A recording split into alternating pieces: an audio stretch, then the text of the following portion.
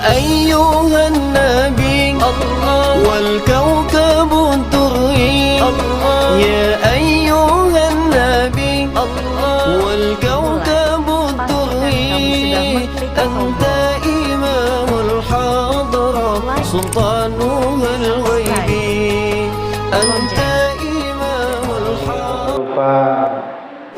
Nikmat hidup, nikmat sehat, nikmat iman beserta nikmat kesempatan.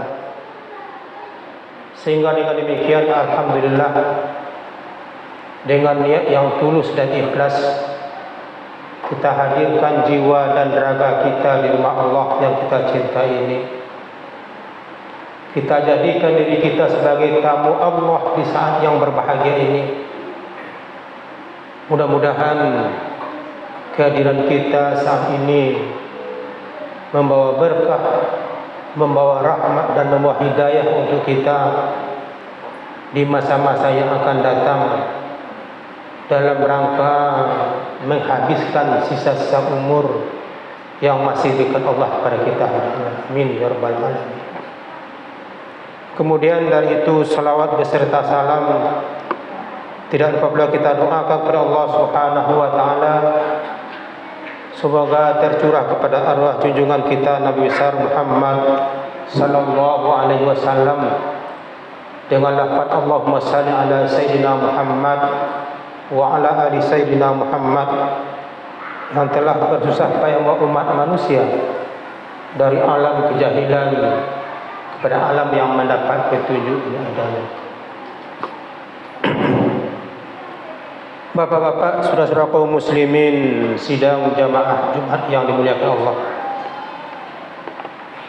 Pada hari ini kita telah berada di minggu pertama tahun 1445 Hijriah, di mana Bapak saudara-saudara, kita selaku manusia yang diciptakan oleh Allah Subhanahu wa taala, yang dengan penuh keyakinan kita kepada Allah, yang sudah sering kita baca dalam doa iftitah kita waktu salat, di mana kita baca adalah inna salati wa nusuki wa mahyaya wa mamati lillahi rabbil alamin, di mana artinya lebih kurang sesungguhnya salatku, ibadahku, hidupku dan matiku adalah untuk Allah Tuhan semesta alam. Bapak-bapak, saudara-saudara kaum muslimin sidang jamaah Jumat yang dimuliakan Allah,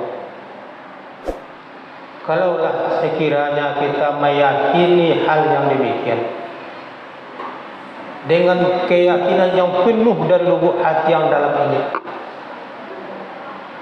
maka hari ini minggu pertama tahun 1445 Hijriah hendaknya dapat kita jadikan sebagai minggu-minggu untuk melakukan introspeksi dan koreksi terhadap diri kita ini. Kenapa dikatakan demikian, Bapak saudara-saudara? Sepanjang kehidupan yang kita lalui, mau tidak mau, rela tidak rela, suka tidak suka, yang namanya kematian pasti datang kepada kita.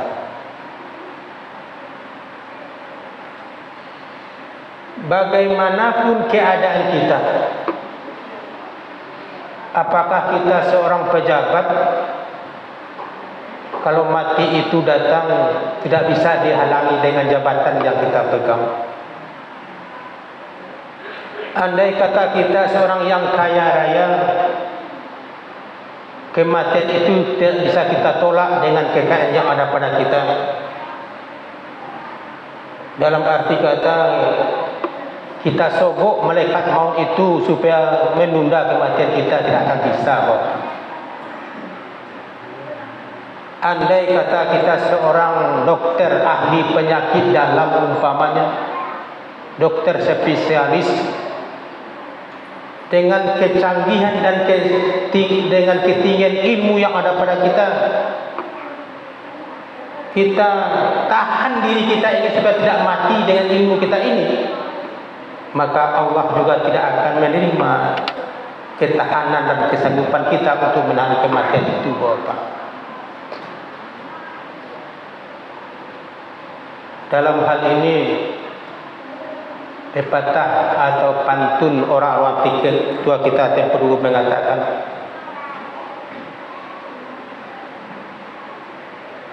maninjau jo sungai Batang, katigo jo Tanjung Sani, disangko paneh ka sampai patang kironyo hujan tengah hari.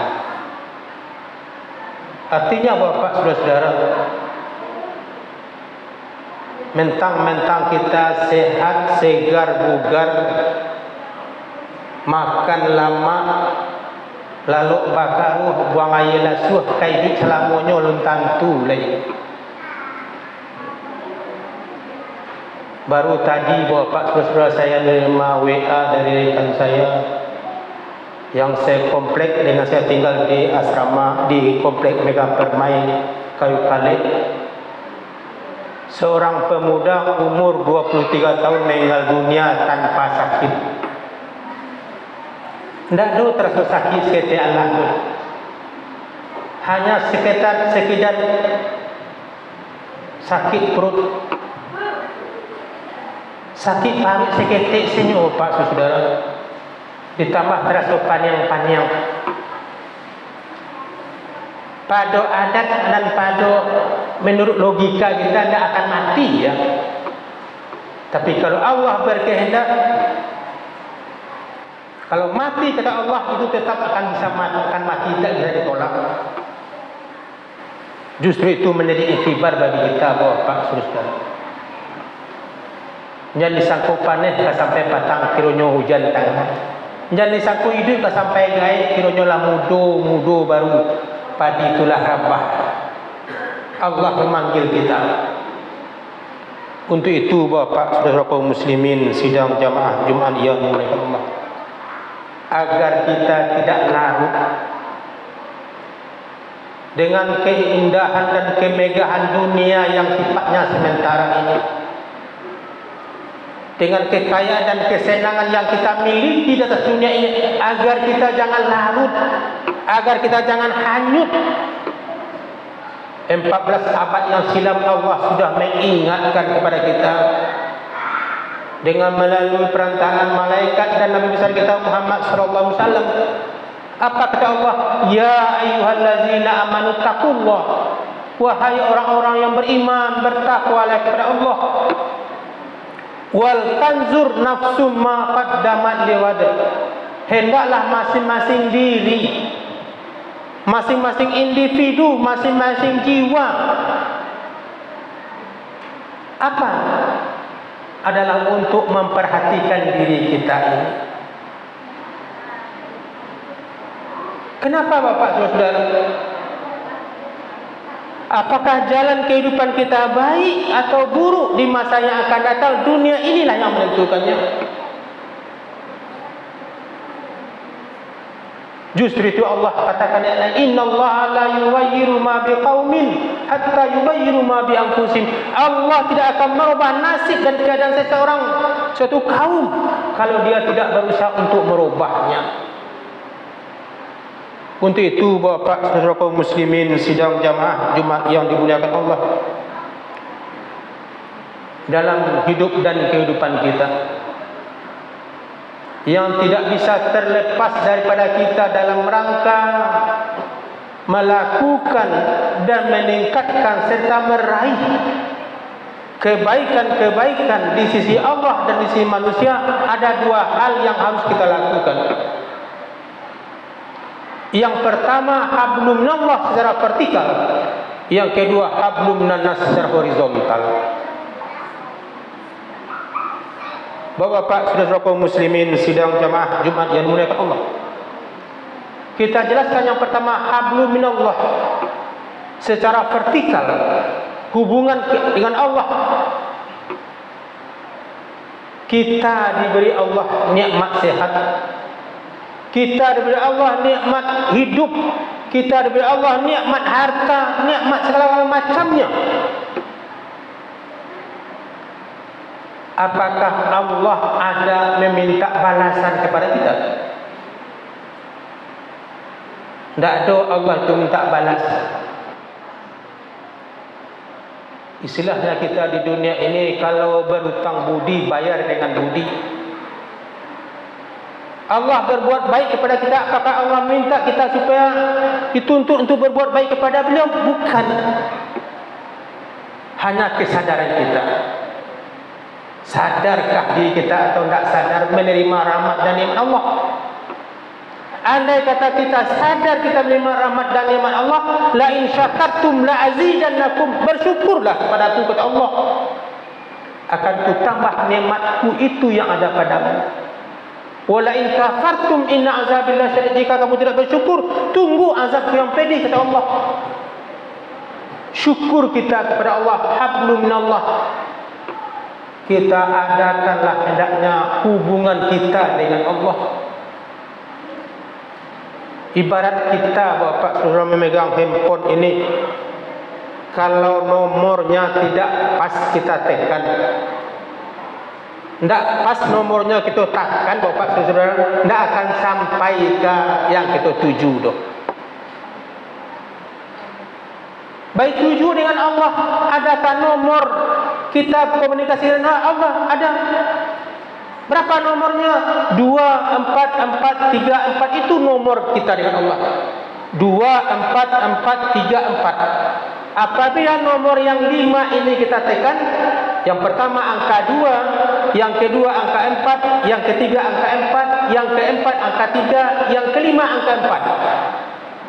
Kalau ini sudah kita tekan sesuai dengan ketentuannya, insya Allah komunikasi dengan Allah akan sampai. Dalam ayat dikatakan, ya ayyuhallazina amanu aqimus salata kitaban mauquta, kerjakanlah oleh kamu salat pada waktu-waktu yang telah ditentukan. Mungkin Bapak saudara-saudara, terjadi dalam diri kita dan di rumah tangga kita, oleh anak-anak kita, nomor ini tidak sempurna dia tekan. Dia tekan tombol pertama angka 2, kemudian di yang ketiga tekan lagi angka 3, yang kelima ditekannya angka 4. Pasti nomornya keliru, tidak akan sampai kepada Allah. Salat subuh dikerjakan, salat zuhur lupa, salat asar lalai, salat maghrib dia salat, salat isya dia salat dia. Ini tidak akan sampai sasarannya, Bapak Saudara. Untuk itu khatib mengajak dari khatib dan kita semua. Barangkali sudah ada di antara kita yang berumur 65 tahun, ada 60 tahun, ada yang 50 tahun, dan ada yang baru permula melaksanakan ibadah salat. Dari sekarang mari kita renung-renungkan, kita pikirkan diri kita ini, yaitunya bahwa kita nanti akan kembali kepada Allah, di mana sepanjang kehidupan kita ini, jika baik yang kita perbuat, kebaikan itu adalah untuk diri kita sendiri. In khairan fa khairun, jika baik yang kita perbuat adalah kebaikan itu untuk diri kita sendiri. Wa in syarran fa syarrun, jika jelek, jika buruk yang kita perbuat, niscaya dia akan menimpa diri kita sendiri. Untuk itu Bapak saudara kaum muslimin sidang jamaah Jumat yang dimuliakan Allah, marilah kita renung-renungkan bahwa kehidupan kita ini tidak lama. Dalam sebuah hadis dijelaskan oleh Rasulullah SAW, di mana rentang waktu kehidupan yang diberikan Allah kepada seorang hamba yang laki-laki hanya dari azan kepada salat, hanya sebanyak itu waktu yang diberikan Allah kepada kita, antara azan dengan salat, tidak lebih dari itu. Dengan waktu yang relatif singkat ini, mari kita manfaatkan semaksimal mungkin, Bapak Saudara. Kok salamu ku lalai kita melaksanakan ibadah salat sebagai hablum minallah secara vertikal, dirangkul kita oleh Allah, diajak kita oleh Allah, ya ayyuhallazina amanu tubu ilallahi taubatan nasuha. Mari kita bersegera tobat, meminta ampun kepada Allah dengan melalui syarat-syarat tobat. Itu ada 4 syarat paling kurang. Yang pertama, kita menyesali atas segala perbuatan-perbuatan salah yang kita lakukan dan berniat kita untuk tidak melakukannya. Dan yang kedua, kita tobat itu, syarat tobat itu yang kedua itu adalah kita berusaha semaksimal mungkin untuk tetap berkekalan dalam keadaan tobat. Dalam arti bukan tobat sambalado, kini tobat besok lupa, besoknya tobat balik, bukan seperti itu. Bapak saudara kaum muslimin sidang jamaah Jumat yang dimuliakan Allah. Kemudian setelah kita bertobat, wasari'u ila maghfiratin mir rabbikum, bersegera mohon ampun kepada Allah setelah tobat, kemudian minta ampun kepada Allah. Orang-orang yang bersegera mohon ampun kepada Allah itu akan disediakan Allah surga baginya seluas langit dan bumi. Apakah kita tidak harap untuk mendapat surga yang luasnya seluas langit dan bumi?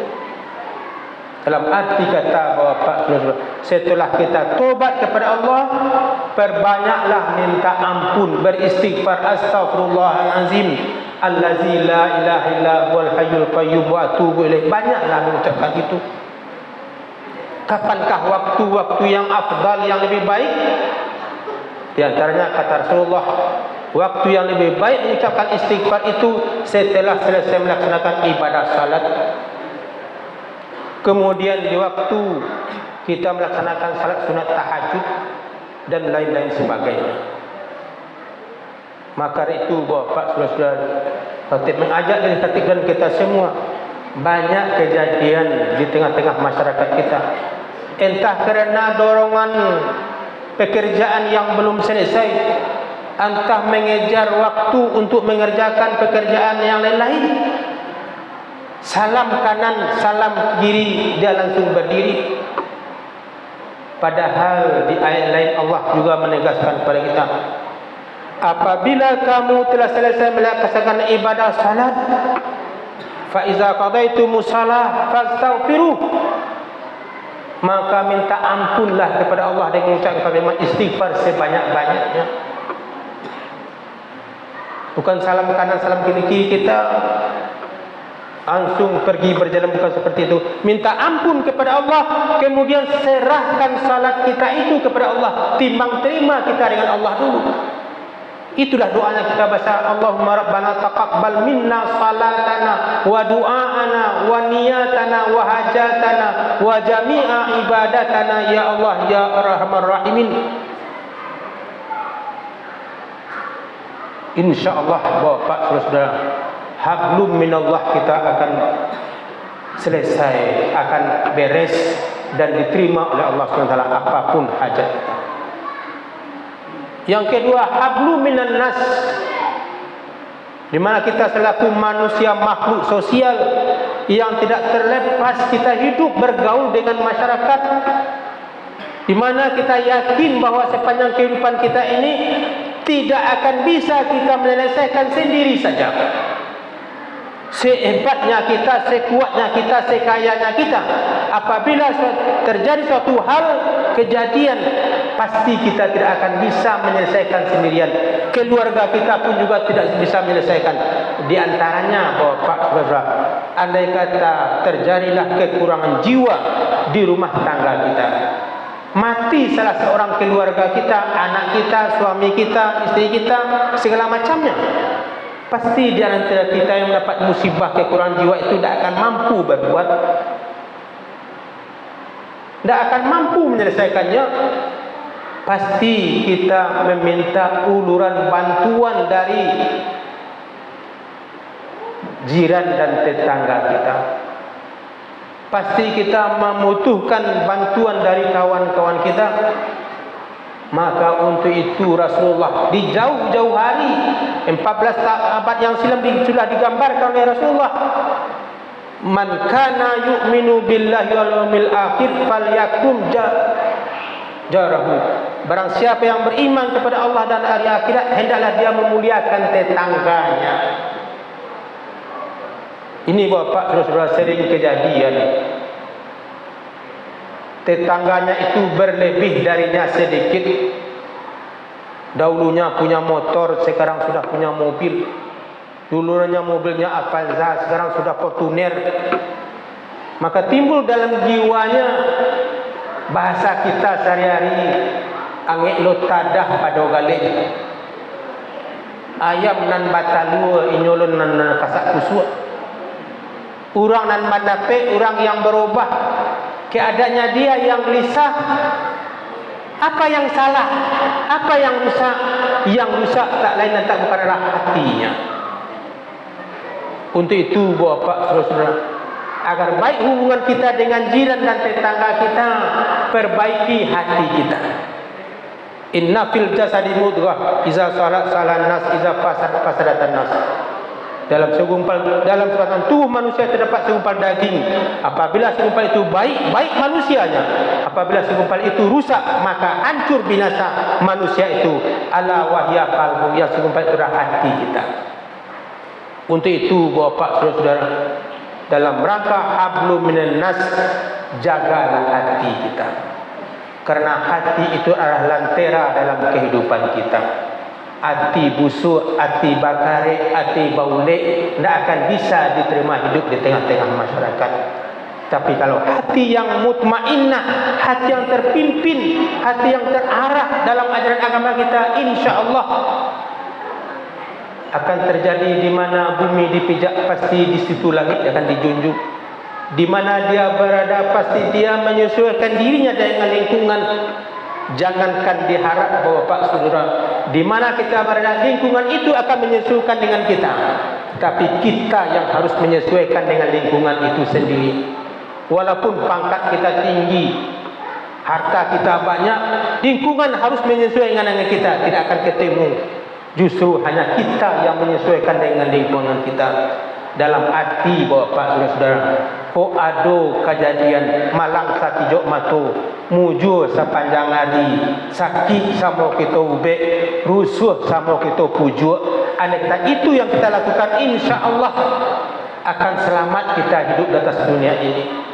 Kalau sekiranya kita sudah tiada, orang akan merasa kehilangan.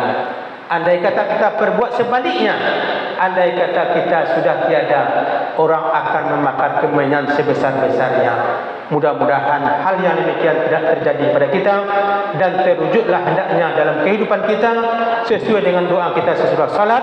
Rabbana atina fid dunya hasanah wa fil akhirati hasanah wa qina azabannar. Yaitunya kebahagiaan di dunia dan kebahagiaan di akhirat. Untuk itu marilah kita tanamkan dalam kehidupan kita, dalam diri kita.